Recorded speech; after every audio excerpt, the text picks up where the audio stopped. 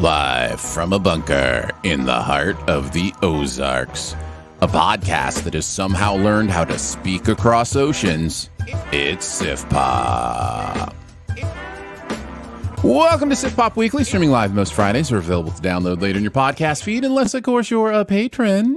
Patrons get perks. Patrons get those perks. What a wonderful day. I'm your host, Aaron Dicer, and he still can't figure out how Silly Putty works. It's Andrew Ormsby, ladies and gentlemen. Ahoy. Each week we'll chat about movies, TV, and whatever else from the pop culture universe is on our minds. And please welcome our guest this week, and he's excited to be here. He's as excited to be here as Hugh Grant was to be in Tony the Tiger's suit. It's Ian Whittington. I did just finish a run of a one-man 12 Angry Men show. It's Nice. quite the coincidence. Oh, amazing. Those, of course, are some references to the movies we'll be talking about today. Kingdom of the Planet of the Apes, which just came out in theaters, and Unfrosted, which just dropped on Netflix and is a huge hit. All the critics love it. I haven't heard a single negative thing about it. I'm excited to talk to you guys about both of these things. It's going to be a fun time. For our best ever challenge, we're doing one of our word challenges. We're going with best ever of the movies. Now, this is in honor of Alice, who isn't with us today, Planet of the Apes movies, because they have two of thes in them, and it makes her mad. So Kingdom of the Planet of the Apes is the movie we're talking about today. So See, I misinterpreted this challenge as just best of the movies. So I just picked my favorite movies.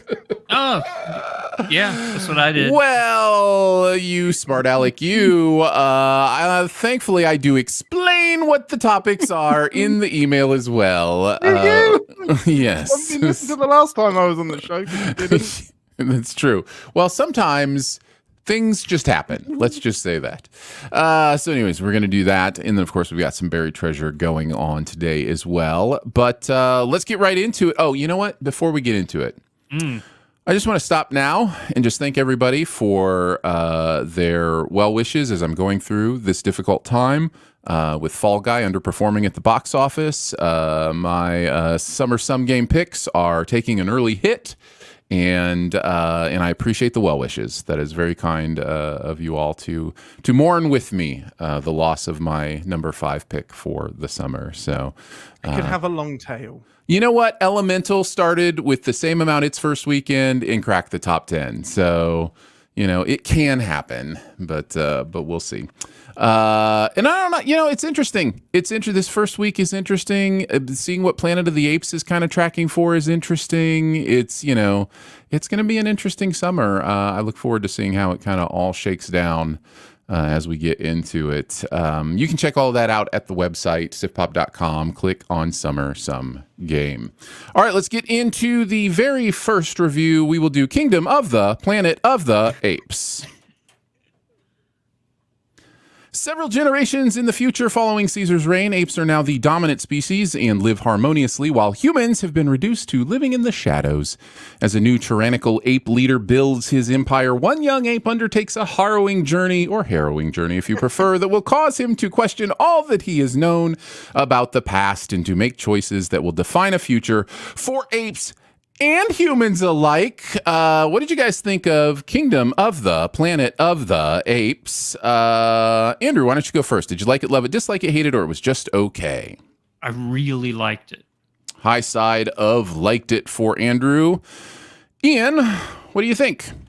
High side of liked it as well. Yeah, I think I'm in the same place. Yeah. Yeah, we're all right there. I was going to say high side of liked it as well. Andrew, why don't you kick us off? What are some of the things you noticed with this movie?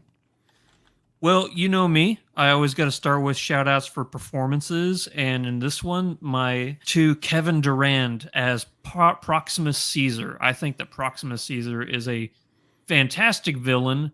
He doesn't have a lot of screen time. We're not really introduced to him until like halfway through the movie. But whenever we do get to meet him, he steals the show pretty much.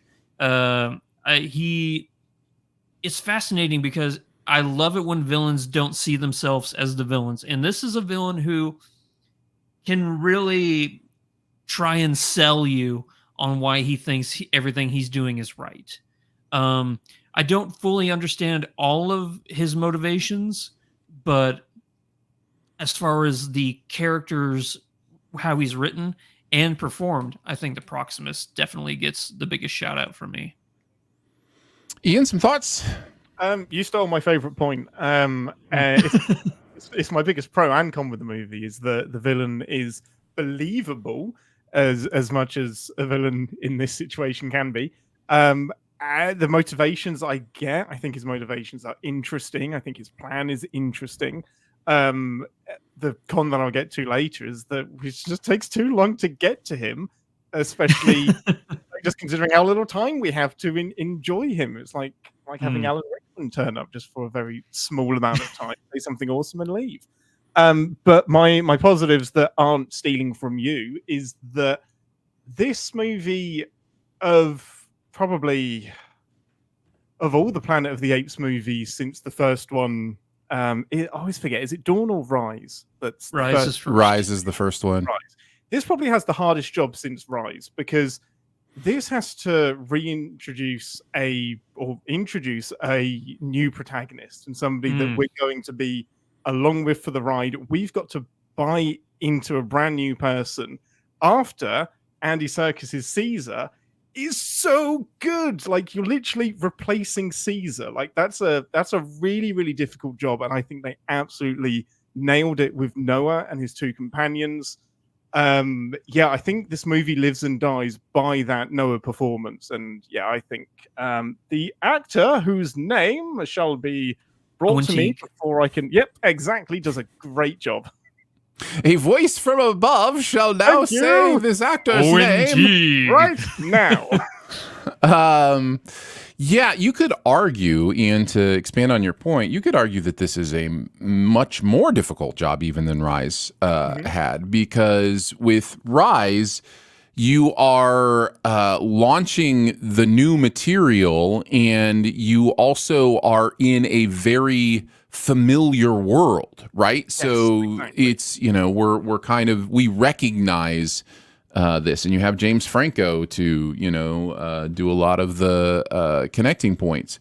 This movie is, and I agree, one of my favorite things about this movie is that it is an anthology type story within the franchise, and I love that. That's my favorite kind of franchise filmmaking, is when it's in the universe. You learn more. You need to learn more about the world building and what's going on, but it's not the same old characters. And not only that, they do a great job of nothing feels like an Easter egg or a cameo. Like any of the mentions of Caesar or any of the previous stuff makes complete sense in what we're talking about. And I think, the movie makes complete sense on its own. As a solo movie, it's like if you had never seen a Planet of the Apes movie, if you have never seen one of the 372 Planet of the Apes movies, you would still understand this and understand kind of what's going on. Yeah. Now, I will transition to say one of the other reasons I really like this movie is because it is so consistent with the other 372 Planet of the Apes movies. Yeah. There's a real beauty of this franchise sticking to its thematic work with technology and sociology. Those two things are prevalent in every Apes movie. I'm throwing the Tim Burton one to the side because I haven't seen it in a while, but I just watched all the old ones. They all deal with technology in some way. The idea that it's, as we outsmart ourselves, we build stuff, that's big enough to destroy us, and then our baser nature makes us use that stuff to, destroy each other. And this one is right in that wheelhouse with what it's talking about and what it's doing. And yeah, there's just a lot of really interesting stuff going on here that I think is really, really cool. Yeah, I was really amazed and impressed with how accessible the movie was, because I too have now consumed all of the Planet of the Apes movies that have ever existed in a very short amount of time, other than the Tim Burton one, which I'm told I don't need to watch. It's completely different to anything else that's going on. But I went into this thinking, yeah, I have so much Apes knowledge. This is going to be, I didn't need any of it. Okay. But it's great. That's such a positive. It is so kind to people that haven't seen a single Apes movie and yet respectful of the lore that it's pulling from and the continuity from the circus movies. And that could be an even harder trick to pull off than setting the fourth movie in this new run quite far into the future and quite a few years after the trilogy is completed. Yeah, I really enjoyed the adding of a new element to the Apes franchise, and that's the bastardization of, and actually militarization of, religion that is introduced in this film with the character of Proximus Caesar, of changing the words of Caesar, or exploiting the words of Caesar for his own benefit. And there's also not only Proximus is doing this, but also there's a character named Raka who I absolutely loved in this movie. One of my favorite, by the way, he's Bortus in The Orville, if you didn't recognize his voice. Oh, that's fun. Yeah. The orangutan. Yeah. How they introduce this element of how over time words can be misconstrued, facts can be, murky, and the way that religion is sometimes, I don't want to say created, but how religions can rise up from false pretenses and incorrect facts. And that's kind of what is going on in this movie. And the way that different characters deal with it, Noah, Proximus, Raka, May even, it's just fascinating to see how people, I keep calling them people, which, that's my biggest negative with this movie, by the way, is the people. Oh, interesting.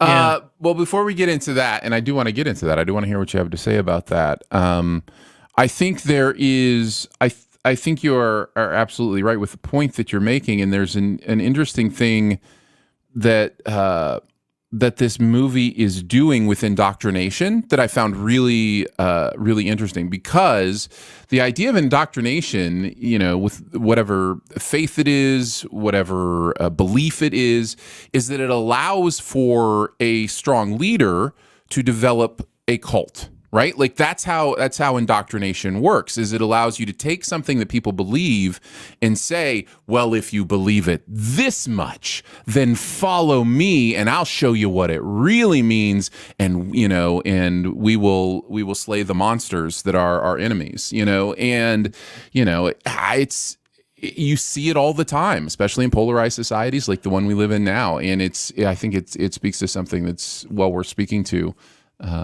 right now with the moment that we're in. I guess I will say one other thing before we get into kind of some negatives. No, let's do it. You had already mentioned it, so let's go to it, Andrew. Tell us about why you don't like the humans. Well, I think that this movie could have been done without the humans. Other is than the basic- fact that I couldn't tell if William H. Macy was a human or a monkey because of the way they made him up. Like they gave him monkey features. Like they pinned his ears forward, and yeah, it was really interesting. Yeah. It's called a beard, Aaron.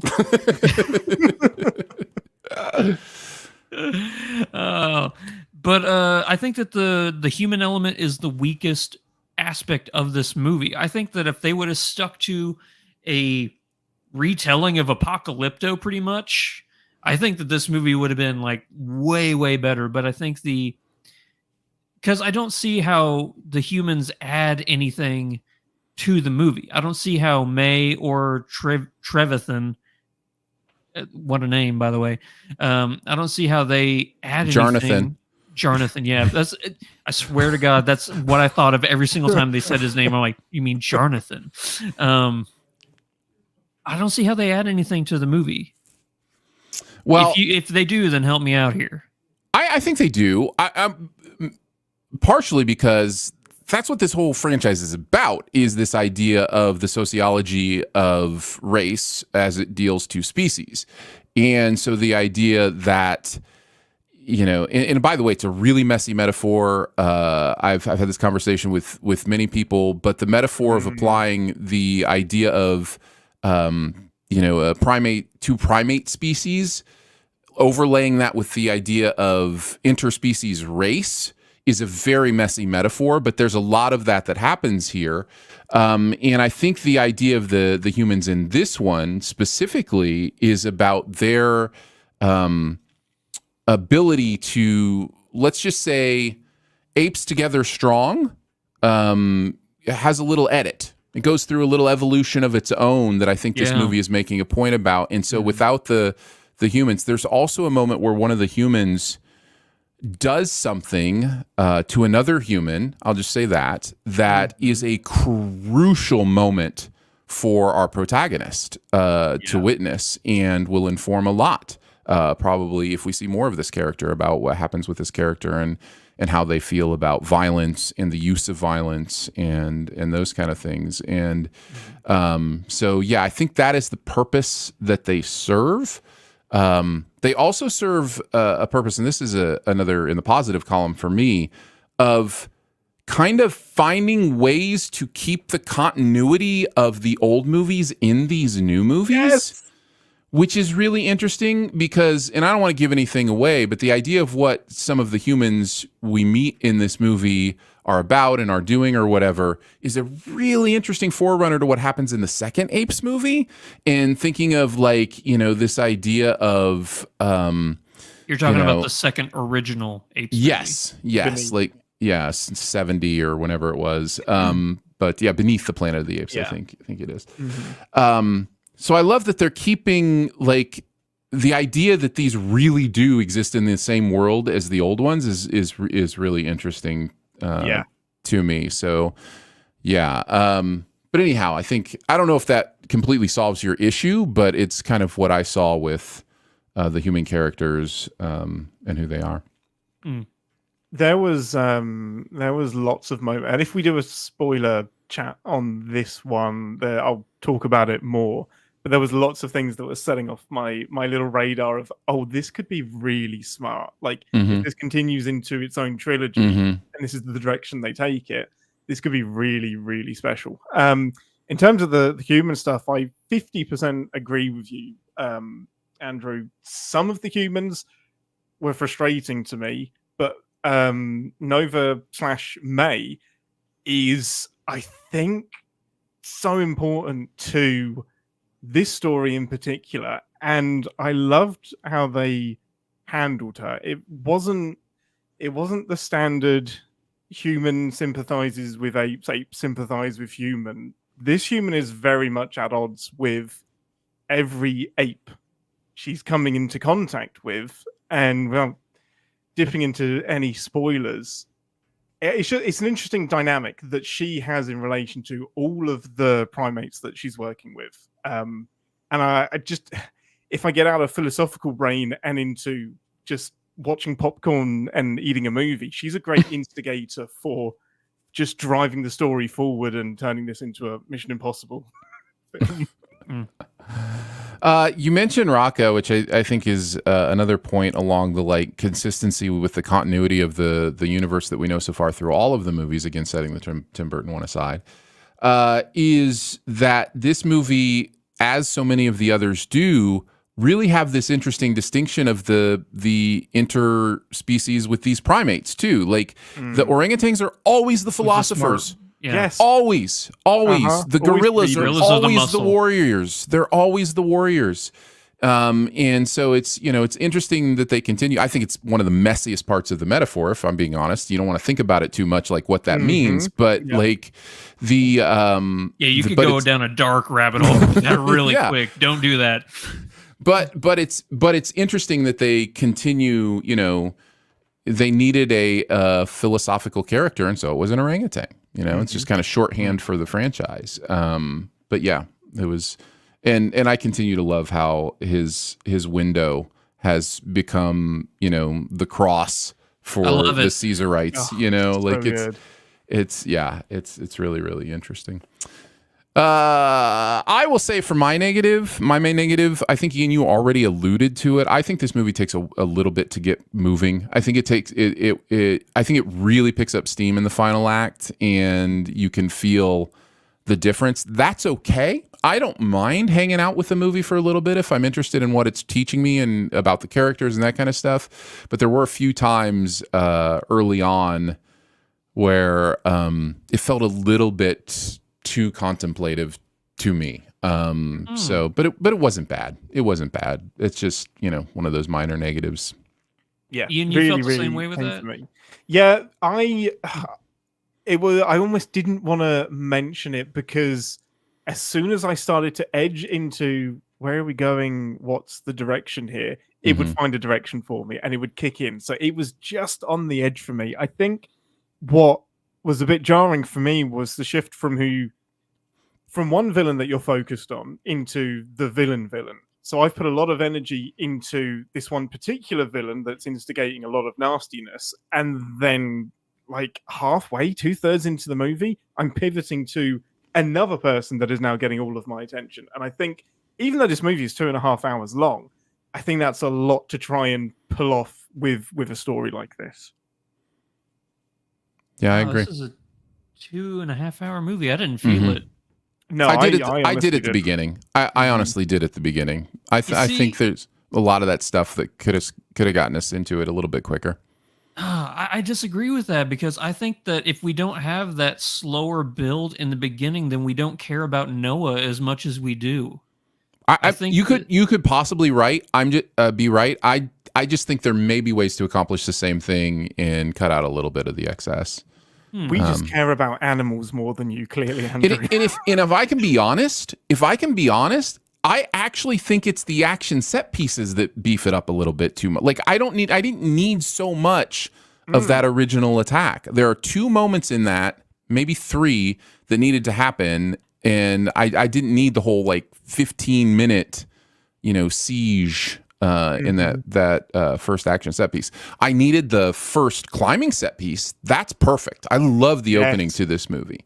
That's really smart. But I feel like we could have gotten the emotional work done in that to propel us through a siege where a couple of big moments happen for our protagonist that propel him on.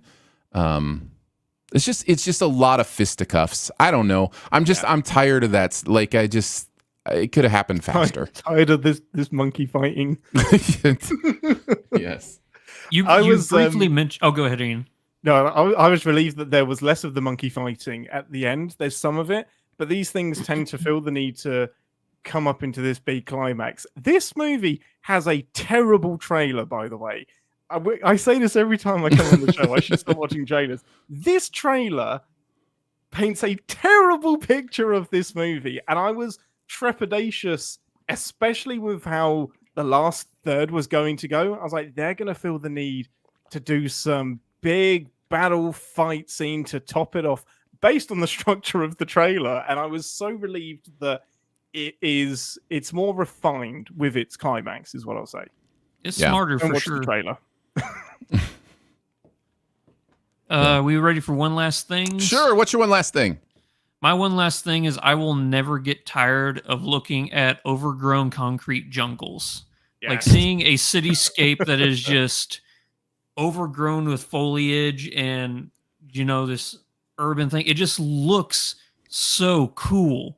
It reminds me of like The Last of Us or any of these games that take place. What's the Horizon Zero Dawn? How it's just all overgrown cities and like nature reclaiming. It just looks so cool. It's a very beautiful movie. I was immediately trying to do the math on, okay, when does that mean we are? Like, how much could have grown? And can I extrapolate what century we're in? Mm-hmm. Yeah, because it's interesting with some of the things you learn in this movie to think, well, what does many generations mean then? So annoying. Yeah. I want more. I want to know. Give me a year. Less punching, more information. Yes. Yeah. So, Ian, do you have one last thing? Yeah, I'm a little bit frustrated with the what was the word I was looking for? The undefined ending. It's a little bit. I don't want everything tied up in a bow, but I wanted a little bit less sequel. No, it's definitely sequel baiting for sure. It's in a frustrating way for me. Oh, okay. I didn't mind it this time, simply because it made me excited. Yeah, it made me excited to figure out where they want to go with what they're playing with. Because I think that. Yeah. I think that might be the difference. I already had that from the movie. I didn't need some extra. Look at what we're doing. I don't know. I think minutes. Let's just say if Noah is the protagonist of this movie, I think that May is the protagonist of the next movie, and I think that makes it a different experience in that way. So Could be. yeah. My one last thing is vengeance. The driving force that is vengeance is really interesting to me and becoming more and more distasteful to me.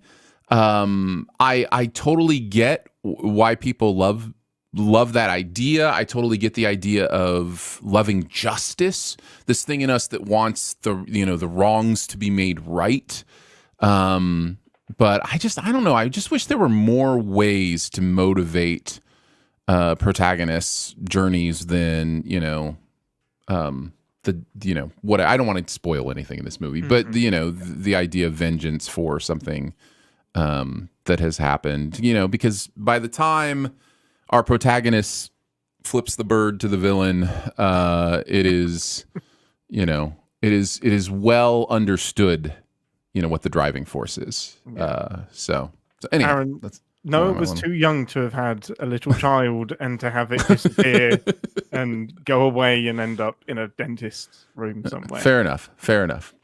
All right. That is Kingdom of the Planet of the Apes. And we'll see what the next one, how many of those are in the next one.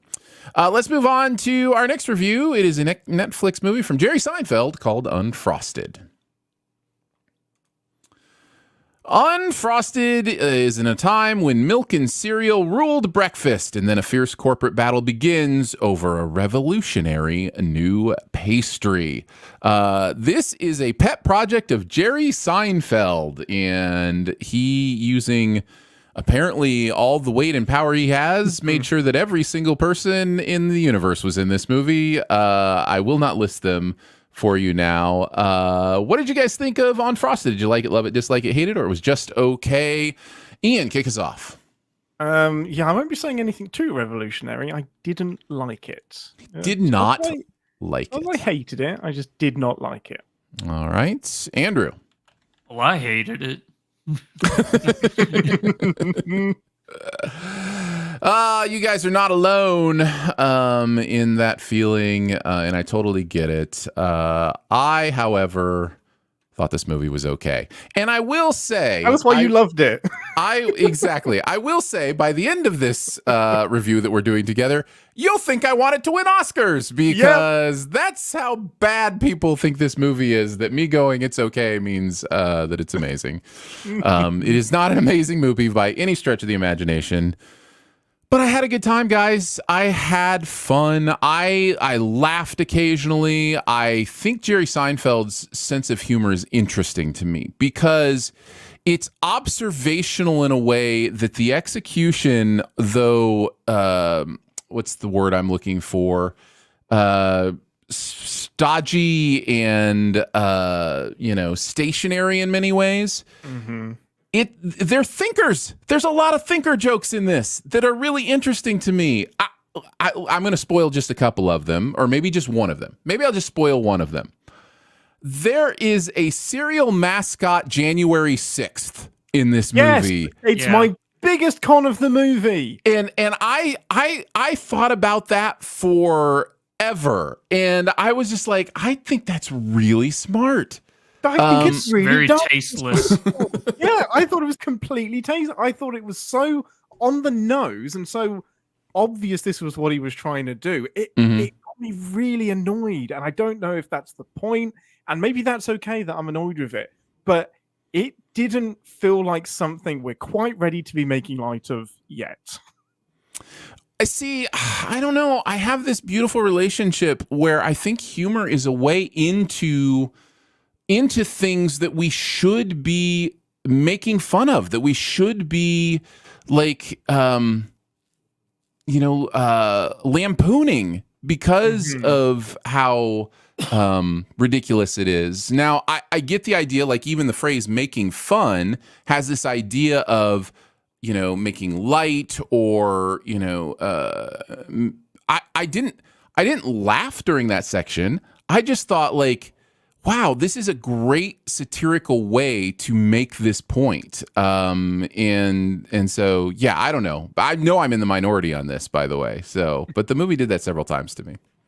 I guess I just don't know what point was being made. And so if I would have known what point was being made in that segment, not to hark on this one segment of the movie because sure. Because there's plenty of things to hark on. Exactly. There are plenty of other places to go. Yeah. Hold on to your bootstraps. Here we go.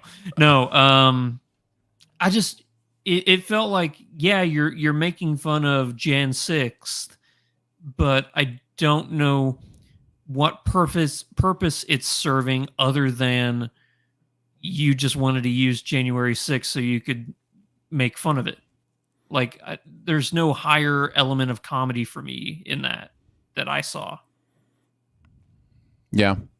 I mean, I understand that. For me, the idea of making fun of it is the point. Like, the idea of going, and again, making fun in the sense of pointing out, how silly, how ridiculous, it's, I don't know. It's one of those things I was happy to see. So, yeah.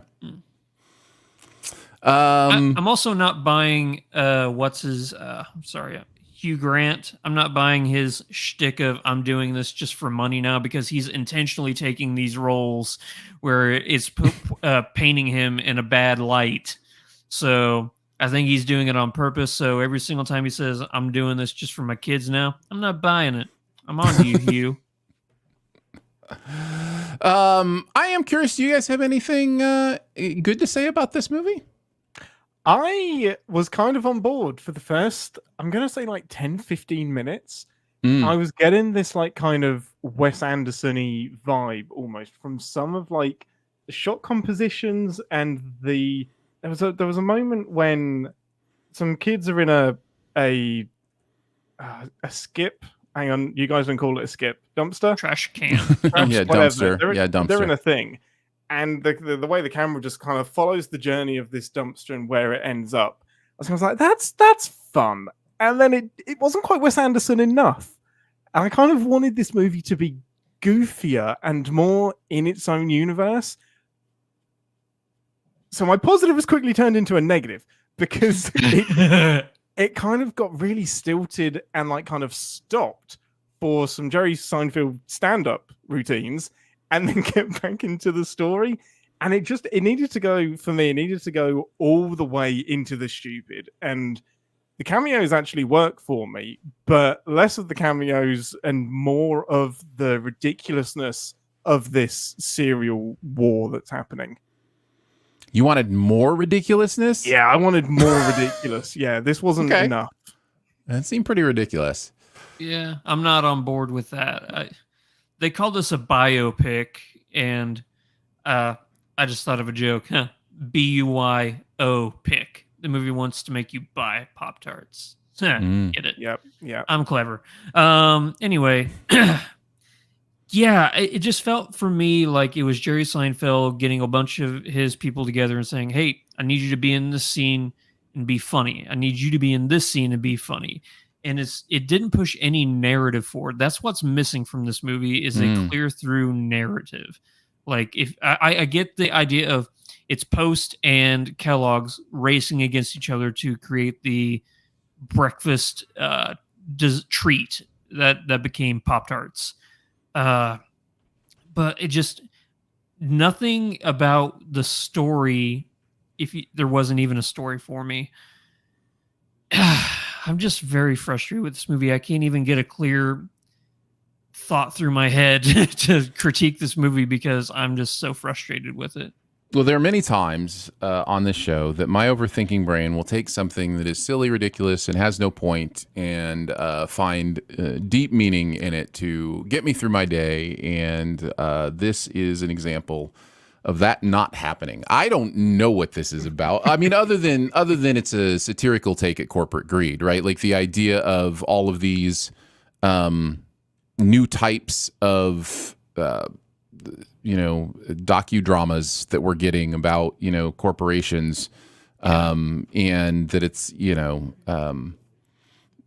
pointing a finger at the ridiculousness of humanity's need to win. But no, there's not a lot there. For me, I will tell you when I was able to zone into it was when I was thinking of it like UHF, when I was thinking of it like a Weird Al type movie where the satire is the thing. And you're just supposed to kind of go along with the absolutely ridiculous over the top, Rambo parody or whatever it might be. So yeah, that's where I was able to kind of zone in and just kind of go, I think that's kind of clever. I thought the Mad Men section was really clever. I did laugh at that part. There were just many times I just was like, oh, that was, it's really interesting to me. The idea of these characters from like 50s, 60s America, like late 50s, early 60s America, that nobody under the age of such and such would have, like Jack LaLanne and like, all these people that are based on real people. And it's just like, I don't know. It made me laugh. So occasionally. Yep. So like I said, it's the best movie ever. Yeah. So in Seinfeld, the show, Jerry Seinfeld surrounded himself with great comedic actors to make himself look better. Mm-hmm. In this one, he's surrounding himself with the same amount of mediocrity as himself in his acting to where he just kind of blends in with everywhere. And that is not a recipe for success. Did you just call all the cameos in this mediocre? For me, Melissa McCarthy has been nominated for awards. Like, what are we talking about here? Performance was mediocre. Everybody in this was mediocre. I thought Bill Burr was great. I hated this movie, Aaron. I hated this movie. I hated it a lot. Weirdly, the only thing I could keep thinking as I went through the movie, not enjoying Jerry Seinfeld, was that the cameos were the only part of the movie that worked. And usually the cameos are the thing that like hold it back and are just like a bit gimmicky. For me, to steal some parlance from the kids, everyone seemed to understand the assignment and what they were supposed to be doing. Hugh Grant nails every line delivery, every like disdain that's coming out of his body is absolutely perfect. The little exchange he has with Melissa McCarthy's character is is gold. It's so good.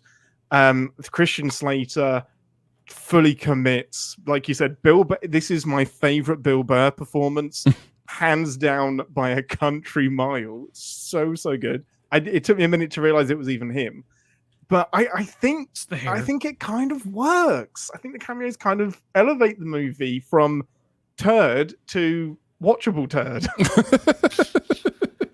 I'm probably more in line with you, Ian. Like, I think that's kind of where I'm at too. Like, I thought the Christian Slater stuff was really funny. I thought leading to the Peter Dinklage stuff through the Christian Slater stuff was funny. I don't know. It's just, there's something about a movie just being so off the rails and willing just to go wherever that I don't know. I kind of lose my mind a little bit and just enjoy going with them wherever they want to go. So yeah. Go ahead, Andrew. Say all the mean things about this movie that you've been holding back. Oh, I haven't held anything back. I've pretty much said anything. The problem is it's hard to say anything positive about a movie because I can actually feel my brain trying to erase this movie from my memory as it's happening right now. Honestly, I'd rather watch Madam Web. Not even close. Not even close. If you put the two in front of me, I would absolutely watch this again. And probably pick up some jokes that I missed, which I think was kind of part of the fun of these kind of movies. So I'm going to let you two talk because we don't need to talk much more about this movie. I'm already on the record and video and audio form of being pro making light of January 6th. So I don't need to dig a hole any further than I've already dug during this podcast. All eyes on you during next year. That's right. I think we'll just go ahead and do one last thing. If you have anything else, Ian, did you have anything else about this that you wanted to talk about? For me, the cameos that weren't welcome was the reference fest, and maybe that's because I'm English, and maybe it's because I'm young, but that's what for me threw the brakes on a lot and took me out of this wacky world. Is when they suddenly hold up a newspaper and say, Vietnam, that sounds like a stellar idea. Let's do that. And it's like, yeah, we get it. Vietnam was bad. Great joke. Sure. And that's where it felt like really bad stand-up. Whereas are you trying to have some more mass appeal? Just be stupid. Just be more silly with it. It felt like this page needs another joke. Let's stick another joke on this page. I will say I think the trap pop moment got me the most. It was so unexpected that it kind of nailed me, and then the way they reversed it, I didn't see coming either. It was a long road to get to that punchline. Yes, it was. It's kind of fun. Yeah, I think I'm with you on that. There are just some, I don't know, there are just some things in here that did make me smile. But no, it's not good. I don't know. I had something I wanted to talk about for my one last thing. I would just say this. I put this on my Letterboxd review, which follow me on Letterboxd. It's basically the only social media platform I'm active on at all these days. Me too. But I in that review I said something along the lines of this movie was empty calories, kind of bland, occasionally tasty, and somehow I enjoyed it anyway. If only there were some sort of metaphor of something that exists in the world that would be like this movie, because I do. I think this movie is a Pop-Tart.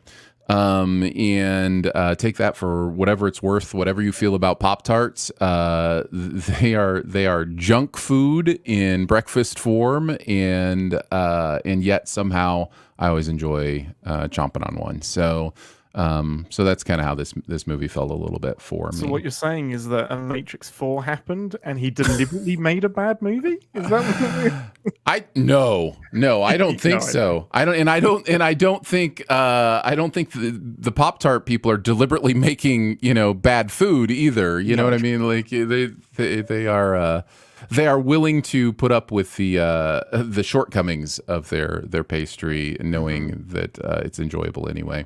Lowest common denominator. That's this, kind of the stuff. Yeah. That is Unfrosted. Andrew, did you have any final thoughts that you wanted to get in there before we move on? No post-credit scene. Can't wait for the sequel.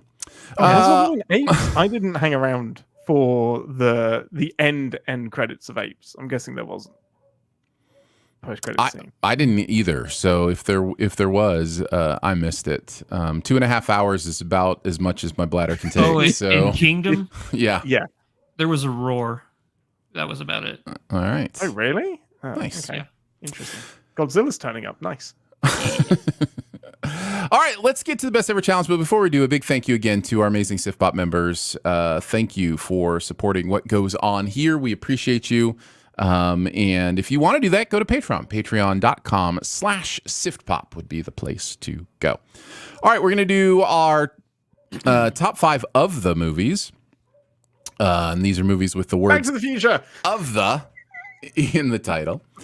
So we'll go number the 5 to number of the 1. And we will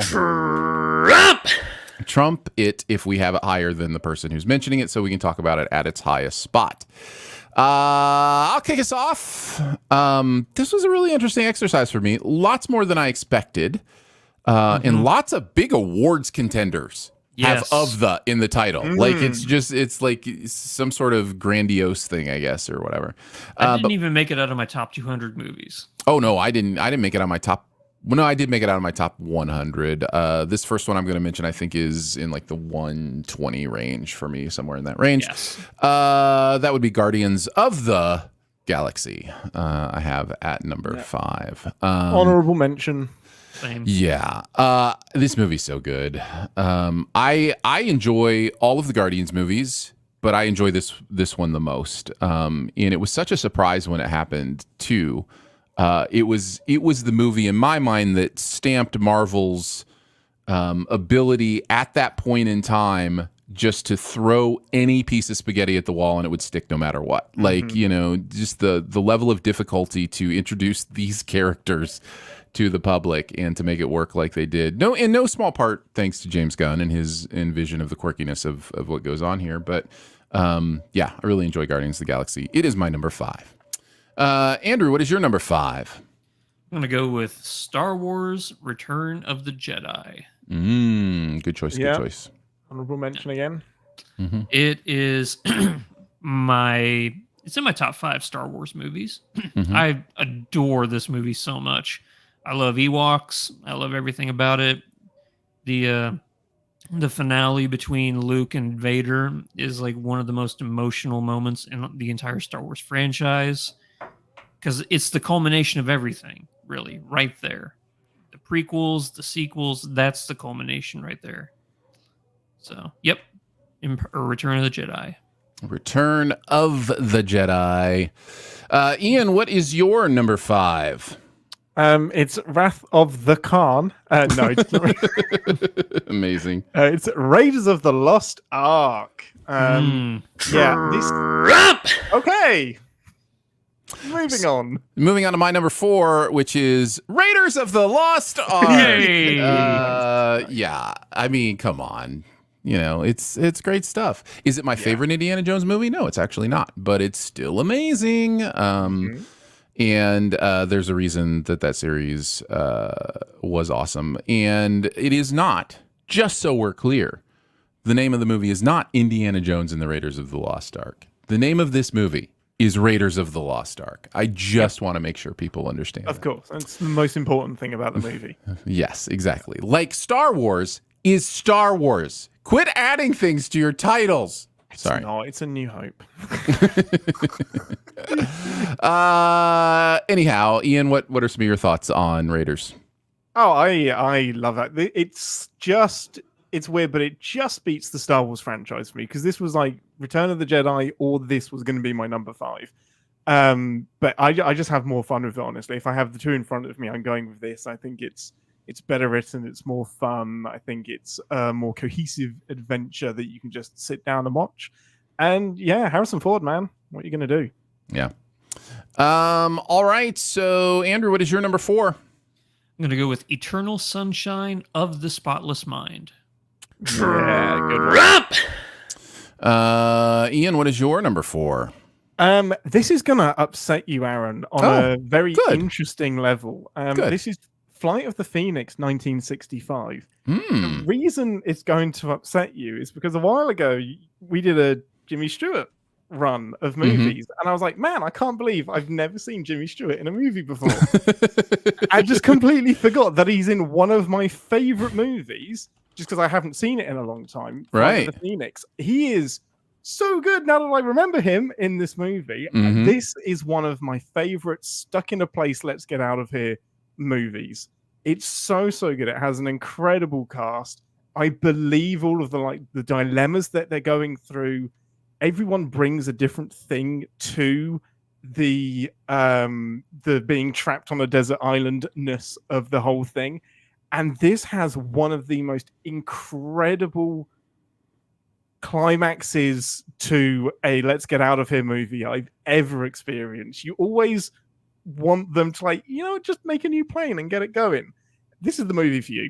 It's so good. The tension at the very end is incredible. I love this movie so and just much. to be clear, we're talking about the 1965 Flight of the Phoenix, as opposed to the 2004 Flight of the Phoenix starring Tyrese Gibson and Dennis Quaid, which is serviceable. It's not bad. It's just not the original. Yeah. All right. On to our number 3s. I will kick us off with Eternal Sunshine of the Spotless Mind. Hey! Nice.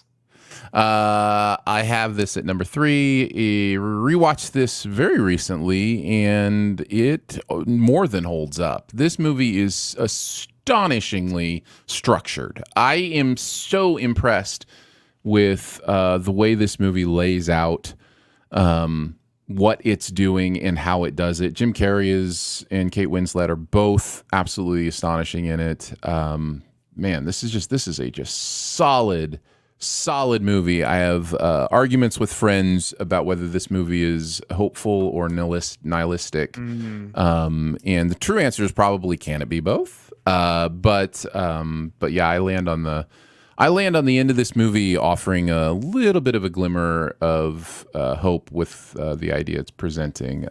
But it is a tough watch in many ways. But I think it's a worthwhile thinker to sink your teeth into. Andrew, you had this at number 4? Surely did. I think it's probably the best dark romance that's ever been written. It's so real, yet so fantastical. It's just a great movie, and I think this is Jim Carrey's best performance. I know a lot of people would say Man on the Moon. For me, it's this one. It's just, they're both great performances, don't get me wrong, but this one just hit me. Yep. All right, Andrew, what is your number 3?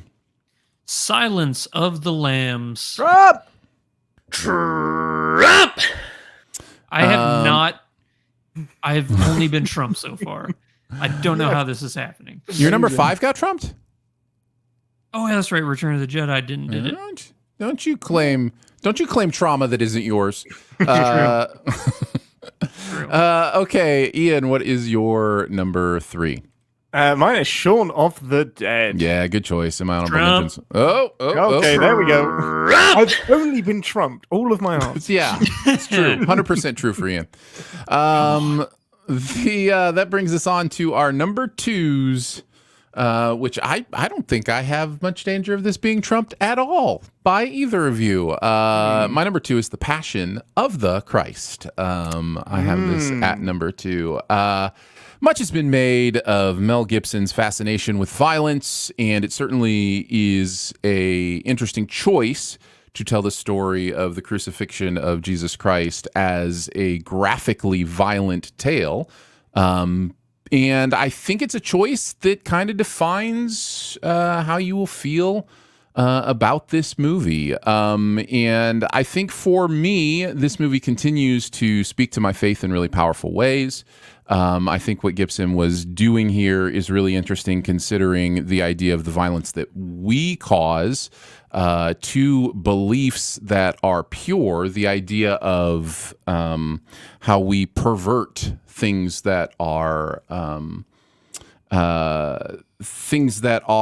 in the realm of good thoughts. We take, like for the movie, like from Planet of the Apes, we take them and we make them our own to do violence to. And it's just there are very few people of outspoken peace who exist in this world that don't end up paying a price for it. And that is unfortunate.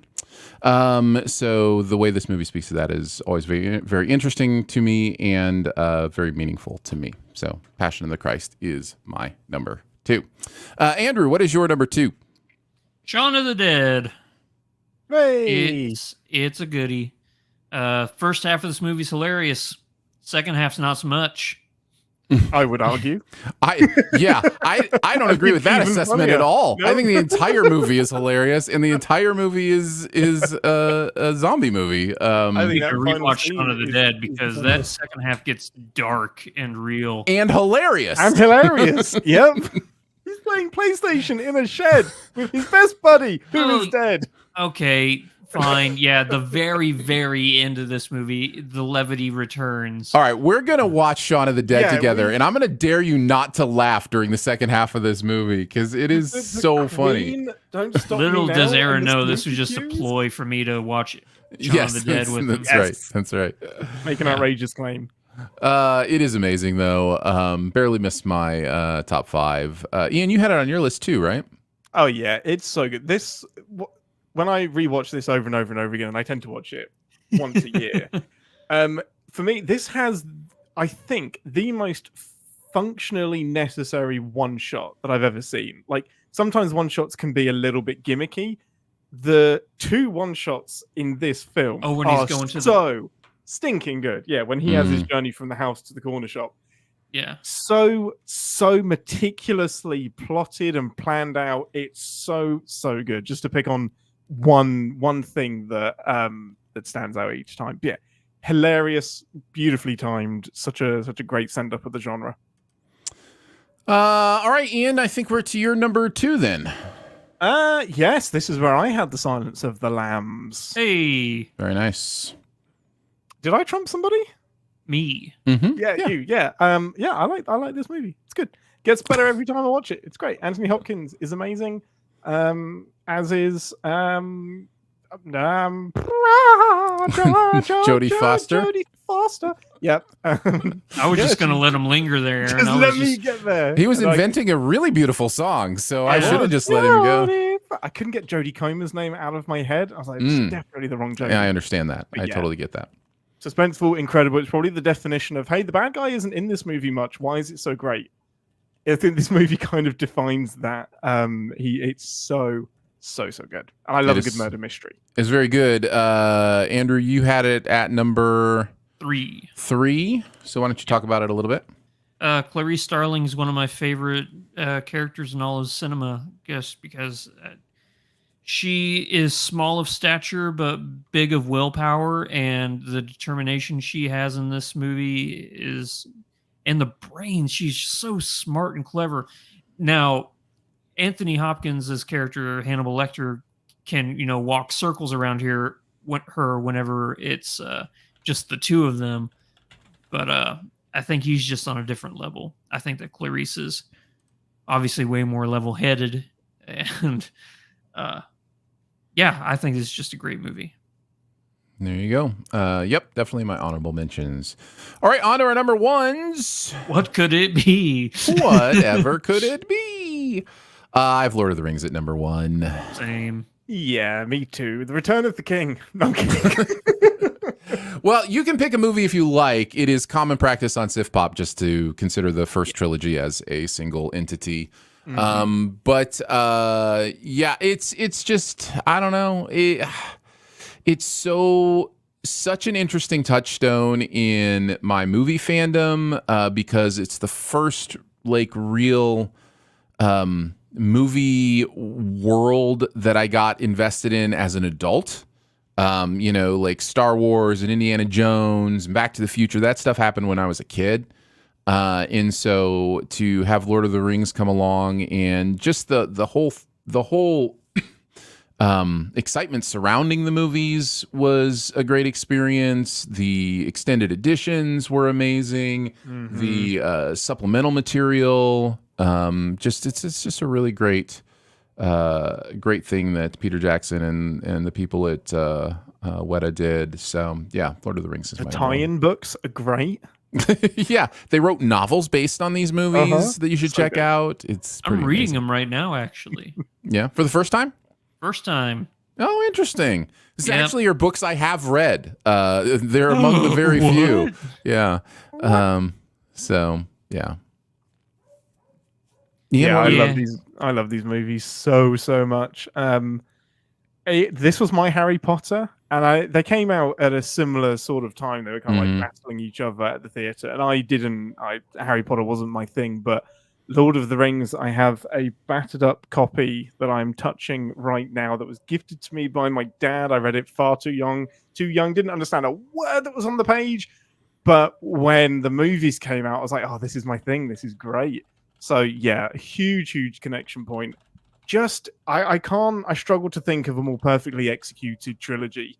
And I go to The Two Towers like so often just as a movie to watch on its own because it's such a great action movie just in its own right. Yeah, it's just an incredible achievement. Yeah. More please. Totally agree. Alrighty.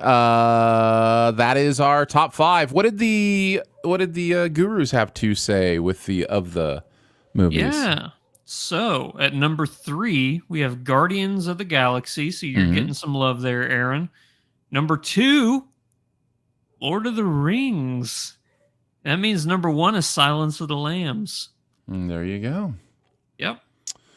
Alrighty. Honorable mentions. There's lots to be able to Yes, there throw are. out. Mhm. I'm going to run through some. If you have some others, you can certainly throw them out. I kind of limited it to ones that I think are really great films. Remains of the Day, War of the Worlds, Power of the Dog, Legends of the Fall, Society of the Snow is a recent one. I think Yes, I had is that on my list. worth mentioning. Killers of the Flower Moon, another recent one, probably worth mentioning. And then I also had the other Planet of the Apes movies in there as well. The more recent ones, Rise of the Planet of the Apes is the one I had on my list. But yeah, what other ones did you guys want to throw out there? I'll go through my list real quick. Pirates of the Caribbean, Curse of the Black Pearl, Mm-hmm. Invasion of the Body Snatchers, Grave of the Fireflies, Mm-hmm. and the Planet of the Apes movie I would throw out there is Dawn of the Planet of the Apes. That's my favorite. Yep. Ian, did you have any others? Yeah, you guys mentioned a lot of mine. So I've got all of the President's Men. That's one that I would definitely throw into the mix. Anatomy of the Fall. It's a great one. And Terminator 3, Rise of the Machines, I think. I think Anatomy of a Fall is Anatomy technically of the what. Fall. Yep. It's also not all of the President's Men either. Skoklego says Lala of the Land. Yeah, Yes. that's a great Yep. choice as well. I should have thought of that one. Yeah. Quiz of the Show. Yeah, there's a lot of great titles. All right, let's finish off with some buried treasure, guys. What's that one thing in any area of pop culture you want to make sure people know about? Ian, you're our guest, so you will go last. Andrew, why don't you kick us off? May the 4th was just around, just past us not too long ago, and we've been talking about, Star Wars a lot today. I just recently saw a documentary the other day called Empire of Dreams. This came out a while ago. I think it came out back in 2004, right around the time that the prequel trilogy was about to be made. This documentary tells the story of how Star Wars came to be, how George Lucas thought it all up, and it talks about the first 3 movies, so 4 through 6. And it's just fascinating to see how this came to be and like how crunched for time they were, and how the studio was like, "Hey, if you don't stop, production soon, we're going to be out of business." So they were really tight on their budget and then really tight on time. So it's a really interesting watch. You should check it out.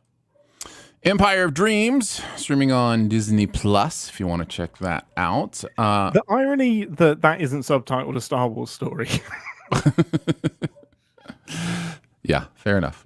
My buried treasure is a movie called Snake Eyes that I recently saw from 1998 with Nicolas Cage and Gary Sinise. And this is De Palma, and it has a lot of the De Palma hallmarks, but is a lot of fun, quirky, over the topness that's going on in this, and starts with an incredible oneer, has an interesting Rashomon style telling of the story where we get different characters' perspectives that give us different information. The ending isn't the strongest part of the movie, but it resolves just fine for me. I had a good time with Snake Eyes, so I wanted to mention it because I hadn't checked that out before. So You Snake chose Eyes. the stupid way, didn't you, Cyrus? Yes, exactly. Ian, what is your buried treasure? Yeah, so we email our choices ahead of time to lovely Phil, and I said, I know that Aaron picked Snake Eyes, so I won't be able to pick that. So instead, I'll pick Halo. This is the Halo TV show that I could be way off the mark here. Andrew, you might be able to tell me more, but I feel like this has been almost completely ignored, and I don't feel like anyone's talking about it. I don't think it's really had much buzz at all. My expectations were super duper low going in. Big fan of the games. They were my introduction to next gen at the time gaming. I had a big gap from the PlayStation 1 and then had nothing up until the Xbox 360, I think. And yeah, so huge fan of the games. My expectations were super low with this because I was expecting some video game kind of gimmickry and stuff like that and a lot of fan service. Episode 1, the pilot, has a bit of that, but then from episode 2 onwards, and basically the finale of episode 1, it's really clear that they're shifting gears into their own narrative, their own story, and it is a really compelling story. Like, we're not talking about Game of Thrones levels or whatever, but within its own universe, it's so good. It has these really clear characters, clear motivations, a really cool story, and kind of scavenger hunt type quest that is the through line for season 1. And yeah, the caliber of people that are acting in this show is super high. It's so good, and they're dealing with complex things like being a soldier, kids that are forced into war, and that's the only life that they know, and then what choice do they have when they grow up, and their commitment to fighting a greater evil. I just didn't expect this from a video game TV show, and while Fallout is getting a ton of love, I think Halo is getting a little bit, and deservedly so, I think Halo is getting a little bit overlooked. Yeah, kind of came and went real fast. Yeah. 2 seasons of it. I think there's a second season that's happened already. Yeah. Interesting stuff. That is Halo, which is available on Paramount Plus. Oh, that explains it. Never mind. I told Asked and answered. Yep. I get it now. Snake Eyes is available on Amazon Prime. And Empire of Dreams is streaming on Disney Plus if you want to check that out. Well, we did it, guys. We managed to do a podcast. So yeah, we did. Congratulations to all those who participated, podcasters together strong, and appreciate you guys being a part of it. Thank you for joining us today for Sif Pop. It is part of the Studio DNA Podcast Network. You can find out more about other shows on the network at studiodna.media or by searching Studio DNA in your podcast player. Huge thanks to Andrew for hanging out again today. Thank you, buddy. Big thanks to producer Phil for producing the audio and video show. Thanks, Phil. And Ian Whittington coming through in the clutch again. Ian, where do you want to send people to see your stuff? Yeah, I'm actually getting a bit more active on Letterboxd now because it's what the cool kids are doing. And I have logged every single film that I've watched this year. I decided I was like sporadic last year, And when I got to January, I was like, well, now I'm going to do it. So every single film that I watch, I am being really, really vigilant. I don't always put a review in, but I'm being really vigilant about my curve and expanding my curve and getting it to mean something to me. So yeah, I'm just Ian Whittington on there. And of course, you can find me on Captain's Pod, wherever you get podcasts and stuff. We're doing Discovery Season 5, the final throes of Discovery, with Danae, who hasn't watched a single episode of Discovery, and we just threw her into Season 5, and I have to explain a lot of Star Trek that I don't remember. There you go. You can find that wherever you find your podcasts. Much love and gratitude to our Sif Pop members as well for giving monthly to make Sif Pop a real thing. Support starts at $3 a month. You can check all that out at patreon.com/SifPop. You can also leave comments, ratings, reviews, wherever you listen, whether it's Apple Podcasts, Spotify, wherever that might be. You can also email us, feedback@sifpop.com. And finally, if you're having a good time, your movie-loving friends will probably like the show too, so let them know about it, and that listening is much easier than slamming a rusty aluminum pole into solid rock. So yes, we'll be back in 2 weeks to talk about If and Furiosa. We'll see you in a couple weeks. Bye. Bye. Pronounced nuclear. That was on the fly. I was going to say aluminum. Did you not do one? That's amazing. Yeah, I was going to. No. The aluminum right. pronunciation was on the fly for you, Ian. Amazing. That's great. So, You know what? Nobody's going to get that reference because all that was before the pre-podcast. I think his accent may be enough to. I almost That's made a true. Fletcher Christian That's reference. I was this close. Did you do it? Thank you guys for joining us for the live show. Appreciate it. Skaklego, Lolly, Nick, good to see all you guys in there. I got to run. I got barking dogs, and that is not a metaphor. That is literally dogs barking upstairs that I need to take care of. So we'll see you guys. Bye. Bye.